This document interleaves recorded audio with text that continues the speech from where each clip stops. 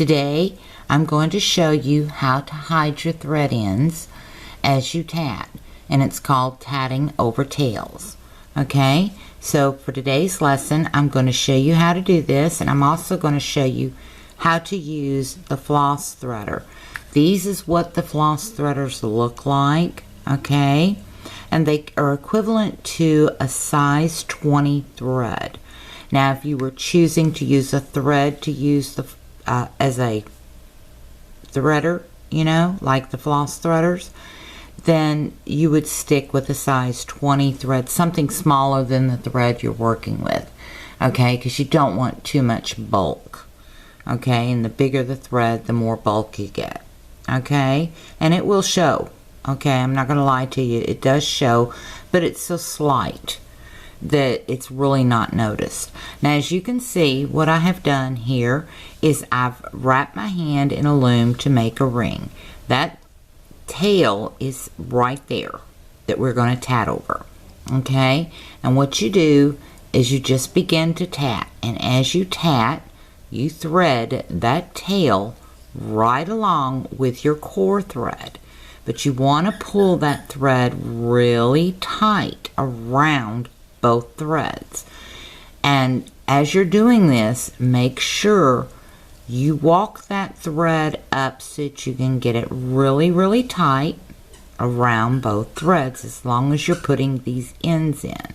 That way it helps hide where you've tatted over your tail. Okay, there are rules to tatting over tails. The first rule is you never ever end a tail in the middle of a picot. Reasons: when you trim the tail off, you could cut the picot.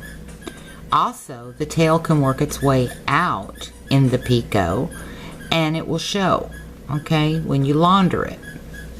So those are the reasons you never end it in a picot. The rule of thumb is 4 or more double stitches to hide this tail in, okay.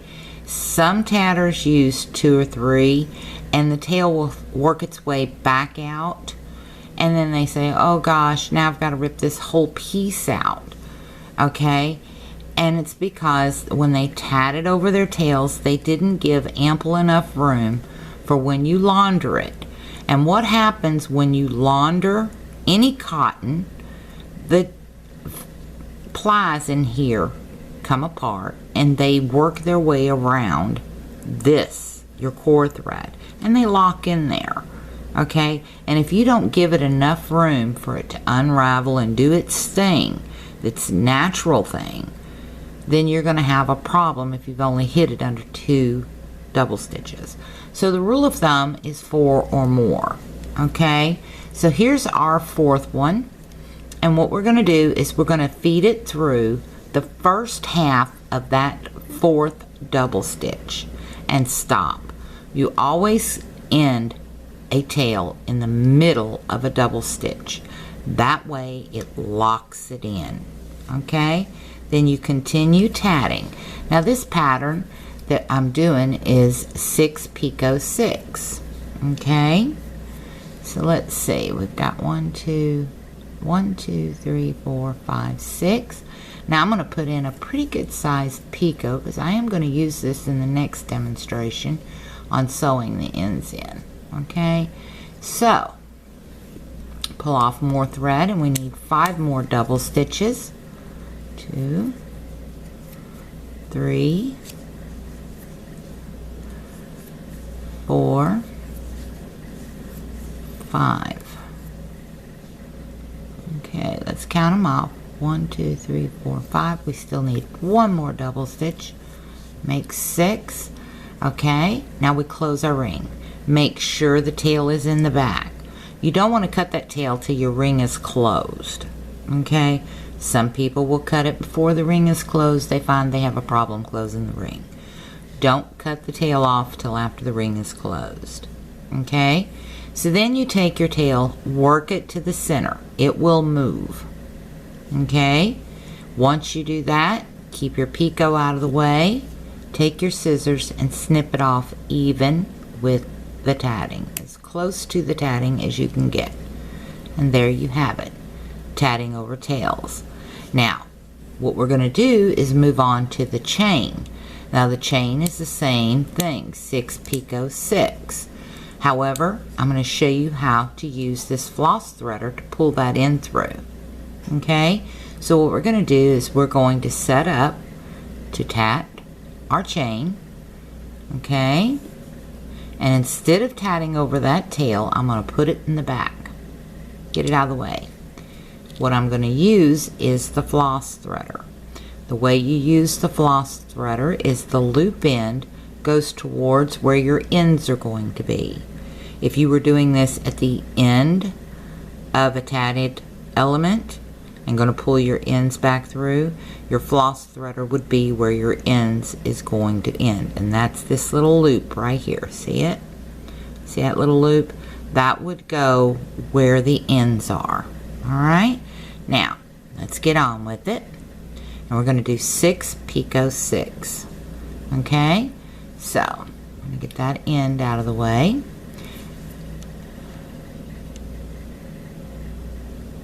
And you can see the floss threader is easy peasy. Okay? 2. Because you can just point it wherever you want it to go. It's stiff enough that you can point it. Now if you were using thread instead of a floss threader, you'd still have to weave that end in. That's why a floss threader is so nice. You can just point it in whatever direction you want it to go. Okay? Now let's see, we've got 1, 2, 3. Let's go 4. This is the first half of the 4th stitch. Pull it out just a hair, fold it back out of your way. Okay? I'm doing front side, back side, so that's why I folded it over the front. If you weren't doing front side, back side, you would fold it over the back. Okay? Because you want your tail to come out the back. Alright?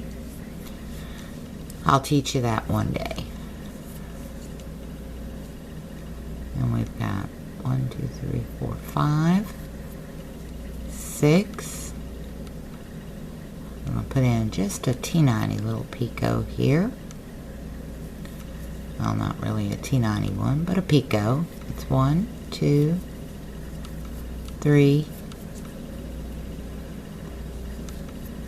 4,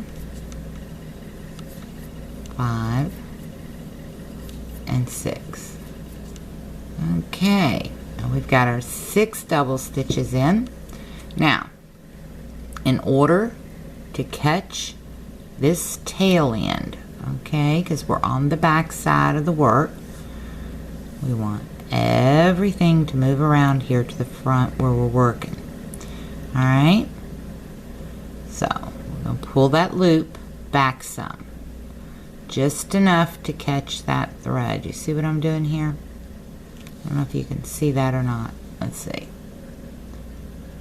Okay, now you see that I've got a very teeny little loop.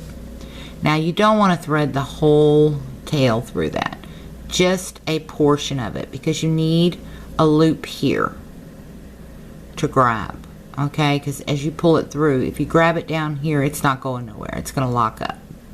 You want to grab it back here. Once you grab it, you pull it just like that till the tail pops out and comes out, and your floss threader comes out as well. Then you want to adjust.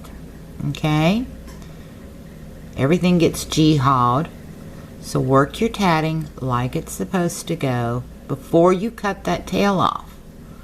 Remember, you don't want to cut your tail until you're finished with fidgeting, because what you're going to do is where you cut it, you're going to loosen up, okay, by fidgeting, and then you're going to get all these frayed pieces you can't get rid of. Alright, so let's fidget, get our chain in there, popped in there, nice little arc on it. Okay, now work that thread over to the center. It will go there. Okay, once you get it to the center, take your scissors and cut your tail off even with your tatting, and your tail has been hidden in here using the floss threader. And there you have it, a chain and a ring with both tails hidden. One tatting over tails and one with a floss threader. As you can see, it puckers there. You can always manipulate and work it back in. Okay? The chains are terrible for pulling your threads through because they want to change the chain and you have to just adjust. Okay? That's the fun part about tatting, making it your own. So in the next video, I'm going to show you how to hide these tail ends by sewing them in. Okay?